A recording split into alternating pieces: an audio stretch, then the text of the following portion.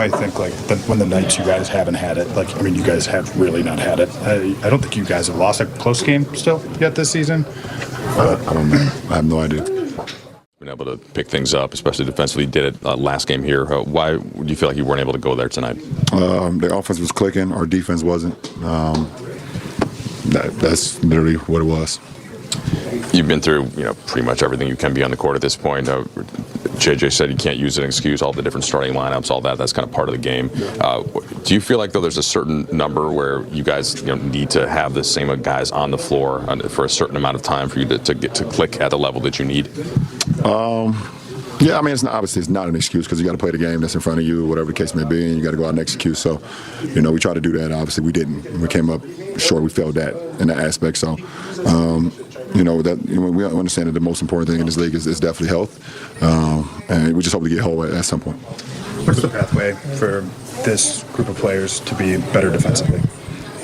It's the same thing I've said, before. It has to be 5 guys on the string, and these guys also made a lot of mid-range contested twos too. And those are part of our keys that we're willing to give up. It's the fast break points, it's the second chance points, it's the open threes that we do not want to give up.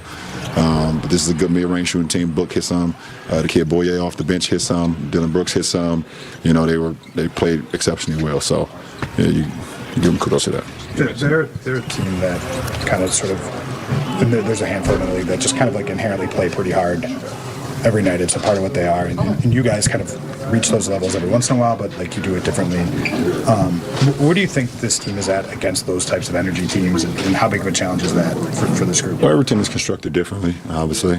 Personnel kind of dictates how you can play, how you would like to play, how you would like to execute. I think we've had some good times, we've had some bad times throughout the season where we've matched the energy of a lot of teams that play like this, and sometimes we haven't, and it's resulted in either a win or a loss. And quite frankly, sometimes you also play extremely hard like that, and you still don't get it done. Like the other night versus the Clippers, we not saying that they're on the same, they play the same way as the Suns, but we went out and played as hard as we could, and we still just came up short. So you just try to take, you take the bad, you look at some of the good from each and every game and see how you can get better from it. Injuries can kind of create a whack-a-mole situation in terms of trying to figure out, what you're missing from the lineup. But how can you make sure that that doesn't discourage the group and still kind of be growth mindset and knowing that, some of the circumstances here are under our control, but there are other things that we can still just go out and get better every night. That's it. Did you feel like Austin started to get things going in that second half a little bit, just getting some minutes under his belt again? Yeah, for sure. It don't matter if it's one game or two. It's a rhythm thing. When you're on a rhythm and you get an injury or whatever the case may be, or it just takes a little bit more. It takes time to get back. So it took him a half to kind of get that rhythm going, get his feet up underneath him again. But he'll be fine. He'll be fine. You guys got 28 games through the season before you lost consecutive games. Does that say anything about the character of this group? I don't know. I don't know. Obviously you don't want to keep stacking nails. That's for sure.